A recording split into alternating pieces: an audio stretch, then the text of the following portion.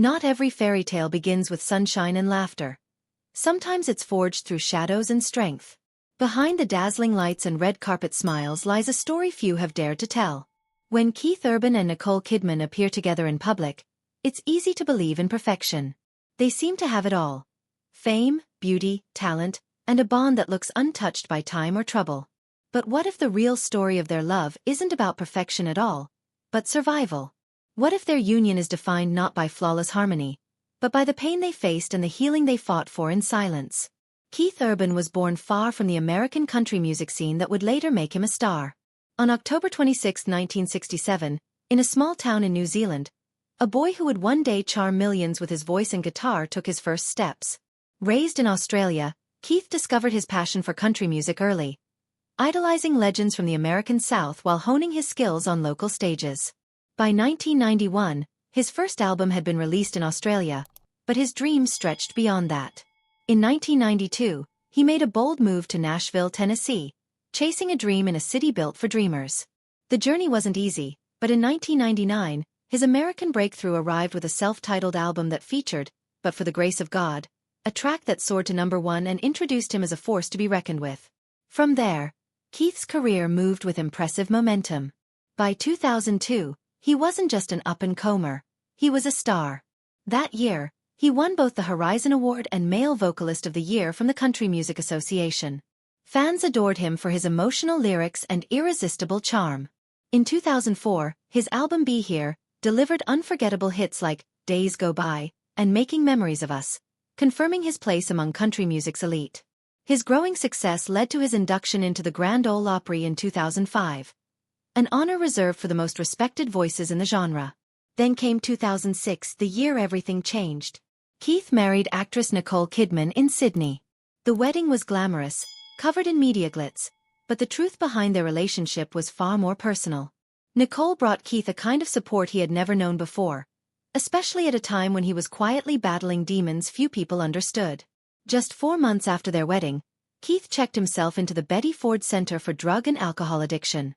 The timing shocked fans and fueled endless speculation. But behind closed doors, something much more powerful was happening. Keith was choosing life. He later admitted that Nicole had staged an intervention, not out of fear for her reputation, but out of love for the man she had just married. Her courage in that moment, and his willingness to face his pain, became the foundation of their marriage. Keith's battle with addiction had begun years earlier. In 1998, he entered rehab for the first time, hoping to get control of a problem that threatened everything he worked for. But even as his fame grew, the struggle didn't end. The pressures of constant touring and the endless demands of celebrity life left little room for self-care. By 2006, his life was spiraling. That's when Nicole stepped in, refusing to lose the man she loved to the darkness he carried. Her intervention was not only a turning point in his life, but a defining moment in their love story. Despite the chaos that often comes with fame, Keith remained dedicated to his craft. His music continued to evolve, blending country roots with pop and rock influences. In 2008, he released Defying Gravity, with the hit single Sweet Thing, capturing his knack for balancing commercial appeal with heartfelt emotion. He later joined The Voice Australia in 2011 and American Idol in 2012, roles that allowed him to mentor young artists while showing the world his warmth and wisdom. Albums like Fuse and Ripcord pushed boundaries, incorporating elements of R&B and electronic music, and proving that Keith Urban was never afraid to grow, even at the risk of criticism from traditionalists. But the challenges never completely faded. In 2010, a fan club-related lawsuit briefly drew unwanted headlines, reminding him that fame came with complicated business entanglements. Then, in 2012, paparazzi hounded him and Nicole during a tense moment in Los Angeles, sparking renewed debates about celebrity privacy. And in 2017, rumors of lip-syncing during his performances swirled through social media, with fans divided over the authenticity of his shows. Keith never addressed the rumors directly. Instead, he let his performances speak for themselves, consistently delivering high-energy concerts that moved audiences deeply. Throughout it all, his marriage to Nicole remained under constant scrutiny. Tabloid whispers questioned everything from Nicole's fertility to Keith's sobriety to their long-term stability. Yet both of them held firm.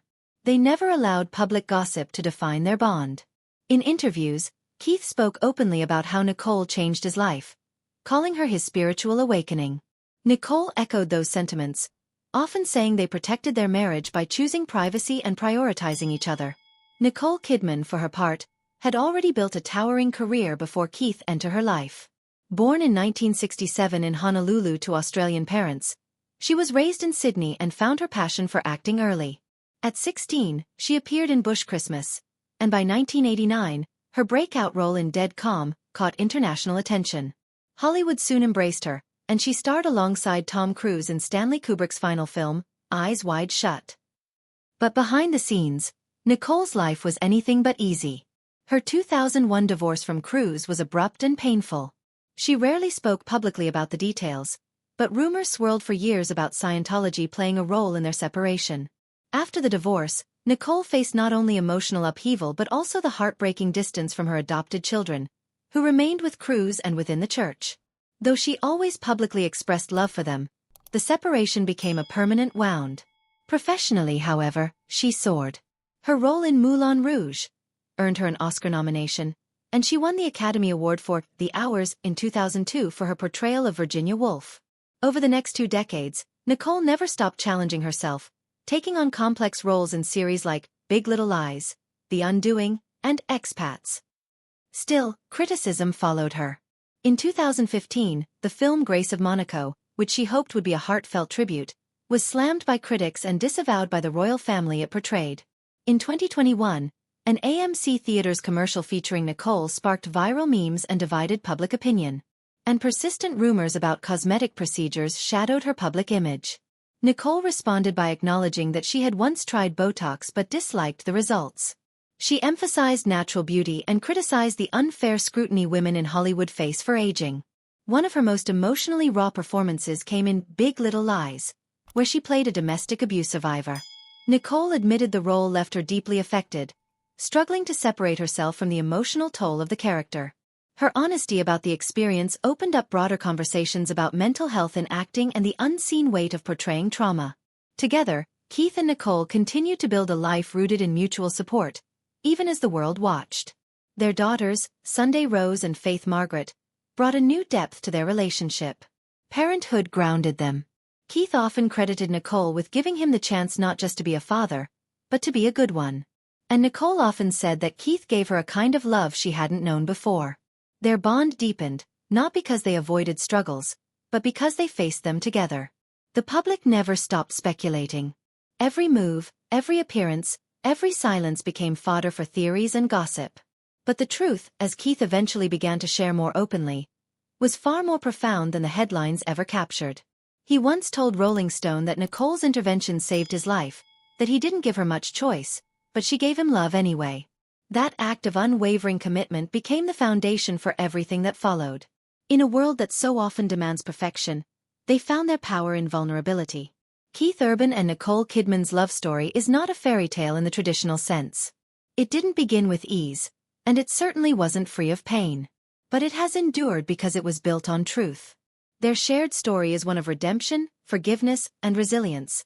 A reminder that even under the harshest spotlight, love can survive, and even thrive. When we look past the glamour, the awards, the magazine covers, what remains is something far more valuable. A real connection forged in hardship, sealed in loyalty, and fueled by grace. If you found this story moving, don't forget to like this video and subscribe to the channel for more powerful behind-the-scenes stories just like this one. Your support helps us keep bringing you the human side of fame, the side that matters most.